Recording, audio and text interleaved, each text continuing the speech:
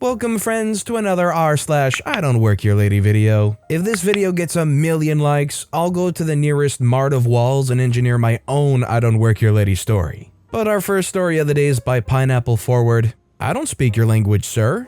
Now this happened a few years ago back in 2016. I'm from the UK, but I was visiting Stuttgart, Germany for their animation festival. It's like a film festival for students and animators to submit their short films, but they have to be animated. I don't speak German, but I tried to learn a few words. One day during my trip, I'm taking a look around the city. I enter a department store when I realize I need to use the toilets. I head to the nearest toilets in the store. One thing I should note, as somehow, yet I'm not entirely sure why, it's important to the story, is outside the bathroom there was this plate with coins on it. Nothing saying it was mandatory or whatever. So anyway, I'm leaving the toilets when this older gentleman walks up to me and immediately starts ranting about something in German, which of course I don't blame him for since we're in Germany. The old man yells some stuff in German, and I say something that translates badly to, "Sorry, but I don't speak German." The old man points to the plate and yells some more stuff in German, and I say, "Sorry, I don't speak German." The old man yells some more in German and I say, "I don't speak German, sorry." And then the old man just walked off grumbling something under his breath. Who knows what I did wrong? Was I supposed to pay? Did he think I was an employee? Was he requesting help? The mystery will remain unsolved. Just in case anybody was curious, all the sentences OP wrote out in German for the old man were just various forms of, "I don't actually know German, so here's a sentence," just ran through Google Translate. That said, do you think that he was looking for help, or do you think that OP was supposed to throw something in the coin pile? Let me know what you think in the comments down below. Our next story is by Ong Noi. I didn't spend 7 years in medical school to fix your bloop. Working for a manufacturer of things that were not medical related, I got a voicemail from an MD screaming about some piece of hardware saying, "Your stupid device doesn't work and your voicemail box is not configured." This was on my personal voicemail, which is configured. No phone number, no name, no idea where the call originated from. The only thing I was certain of is that we were not in the business of making medical instruments of any kind. A few similar messages landed in my voicemail in the ensuing week, until I finally managed to live answer one of these calls. After calming the caller down, I pieced together what was going on. The medical device in question was a bit of office automation, nothing patient-facing, thank God. The caller described having trouble with this device and calling the phone number on the leaflet that came in the shipping carton with the said device.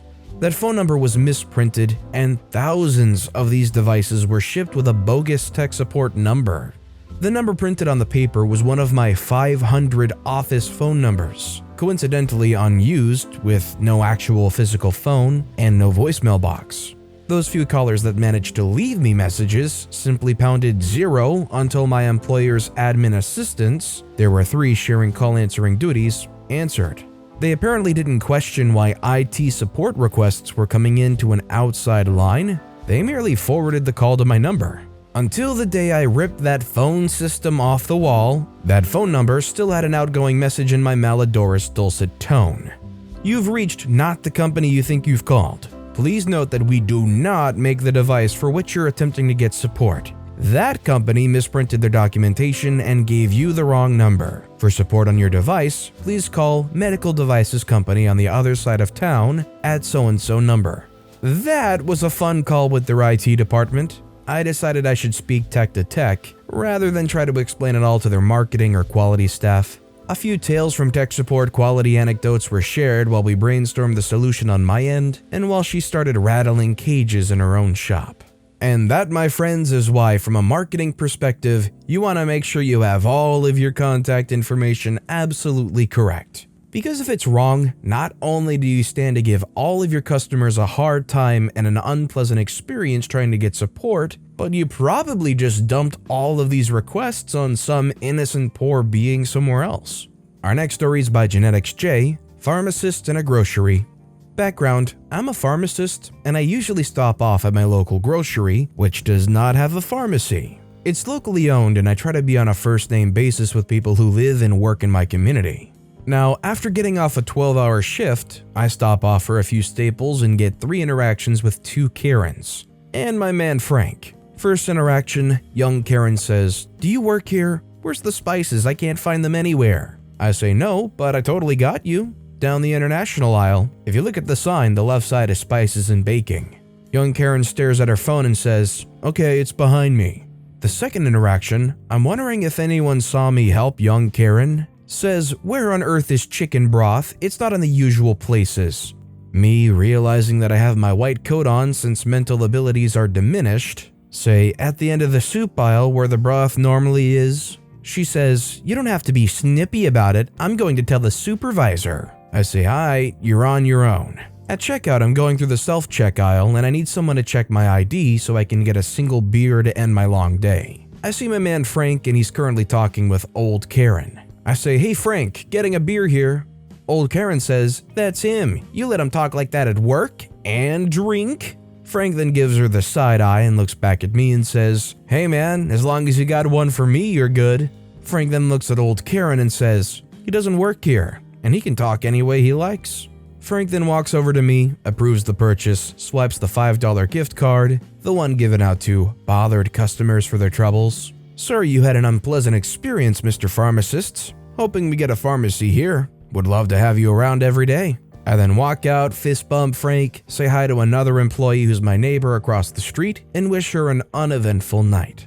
Sometimes it's really nice to just know these people and be kind of in with them. Sometimes you get perks, and sometimes you just get a little bit of Karen immunity. Our next story is by TN White Witch. Watch your language. Years back, I worked as a shift lead at a fast food restaurant in a one-stoplight town. There was supposedly a chain of command, which I was the lowest, but that didn't stop the upper management from giving the local PD my number as contact. Without informing or asking me about it prior, the reasoning was, you live closest and can get there quickest. This was incorrect, by the way. There was another shift lead who lived 3 blocks from the store, while I lived 10 miles away. The first time I was woken up at 3 a.m. by dispatch, they asked me for my coworker. Let's call her Jessica. I sleepily informed them that they had the wrong number. They then asked if I worked at the restaurant. I answered yes. They asked me how quickly I could get to the store because they found an open window. The reason open is in quotations is due to the fact that it wasn't open. The closers just hadn't put the bar in place to secure it. I informed dispatch that it would take me a while seeing that I'm half asleep and I live in the next town over. They said that would be fine and that an officer would meet me there. So I went, let the officer in to check the building, secured the window, and then drove back home to collapse back into bed. The same scenario continued, including them calling me Jessica for a year. Each time I informed them that my name was not Jessica, and each time stating my full name. Even after I transferred from that restaurant to another in a different city. Now I haven't worked for that restaurant for going on 3 years, and all of a sudden I get a call at 3 a.m. Ring ring. I sleepily say, hello? Dispatch says, we need to speak with Jessica. I say, wrong number. They say, this is county name dispatch. We need you to come to the restaurant. Me, fully awake now and pissed that they interrupted a very good dream, say, for the last time, my name is not Jessica. I haven't worked at that store in over 2 years, and I haven't worked for that freaking company for a year. Now please take my number out of your dang call list. Dispatch says, there's no need for that language. I say, let me wake you up from a good dream to call you by another name and tell you to go to a place you don't work and hear what your language is like. Click. I actually stayed awake for about 30 minutes just to see if dispatch would call back or send a deputy. Knowing that when I get to sleep, I'm usually pretty tired by that point, I would be livid being woken up at 3 a.m. Hey Charles, you need to get over to your store pronto. First of all, my name's not Charles, it's 3 a.m. and I haven't worked there for 2 years. I'd probably get a little testy after a while too. Our next story is by Irish Moxie. I want the name of your manager. I live in a medium-sized Midwestern state known for hot dish. My mother's visiting from a rural area, and she loves to visit a certain Swedish DIY furniture store. I, 39-year-old female, work for a major hospital system and COVID never ended for us. Masks are required outside of work if we can't maintain 6 feet of distance. Getting the COVID-19 vaccine is a condition of employment at my job. 100 of our coworkers are out sick, either with COVID or because of COVID exposure. Elderly mom and I were waiting in the checkout line, and the clerk puts the items on the conveyor belt. a man sitting on the ledge where we would bag items, and I say, "Sir, can you move please? This area is not for sitting." Leroy turns around, no mask, chewing on a meatball and says, "Why do I have to move?" Keep in mind, I'm just a customer trying to pack up my mom's items, okay? I look like Miss Frizzle, bold glasses, wavy red hair, wearing a dress with a giant glow-in-the-dark jellyfish on it and turquoise shoes. No name tag. Not wearing colors found on the Swedish flag. I'm wearing a mask in public because my job demands it. I ask, "Can you move please? This area is not for eating." Leroy says, "Well, where am I supposed to eat then?" I say, "Not here. And can you put your mask on if you continue to talk to me?" Leroy says, "There's no sign saying I have to wear a mask." I say nothing. I just look at him, waiting for him to move as items pile up, waiting for me to bag them. Leroy says, "How am I supposed to know where to eat then? I've never been here before, and you know what? I'm never coming back." I say, "Great. Can you move now?" He says, "You can't talk to me like that. What's the name of your manager?" I say, "Put your mask on or move away, one or the other. This is not a dining area and you can't sit here." He says, "I'm never eating here again. Who's your manager?" Me giving him the actual name of my manager at work, say, "Bryce." Leroy says, "What's his name?" I say, "Bryce. My manager's name is Bryce. Just put on a mask to continue to talk or go someplace else." Leroy says, "You know, you're not being nice." My mother's finished paying and she's elderly and hard of hearing. She heard Leroy call me not nice and thought Leroy was calling me a German World War II member. So she tries to help saying, "You know, sir, she's just helping me out." Leroy says, "Your manager will find out that you asked me to move without showing me the seating area." I say, "I don't care. Move. Eat somewhere else. Not here. And put a mask on." Leroy says, "I'm going to complain about your manager to you." I'm so over this man and just want to go home, and my real supervisor's 6'2" and 350 pounds, and I just want to needle Leroy a bit more. I, telling the truth, say, "I'm one of my boss's best employees, and he'll laugh when I tell him this." Leroy says, "But wait till I tell him you said I couldn't sit here to eat." I say, "Great, tell him." He wanders off with his plate of meatballs and mashed potatoes to find a place to sit, and tried complaining to another employee that I was mean to him. "Yeah, that employee over there in the dress? What's that? No blue or yellow. No, the one with the giant glow-in-the-dark jellyfish on it? What do you mean that's not part of the uniform? They're clearly an employee." "What? No name tag." It's like, at what point do you have to realize that they don't work there? Our next story is by Zizmog. I'm just standing here looking good. My wife and I went to the Renaissance Festival last weekend. For non-USA people, it's a chance to pretend you're back in the times of knights and jousting and wenches. We dressed in costume because, hey, why not, right? The wife wanted those hair things, not a tiara or a diadem, but like a floral circlet or wreath with chiffon and ribbons cascading down the back. So we went into this one shop. It was one of the more popular and well-stocked shops. We spent a lot of time in there and it was packed with fairgoers. I felt like I was in the way, so I melted into a little alcove near the counter and waited for my sweet wife. One of those customers looked my way, held up a circlet and asked me, "Do you have these in orange?" I couldn't believe my luck. After 11 months of reading this sub, it actually happened to me. But it was perfectly understandable. Me in costume standing near the counter, looking like I was wanting to help someone, right? So I bowed and said, "I'm sorry I don't work here. I'm just standing here looking good."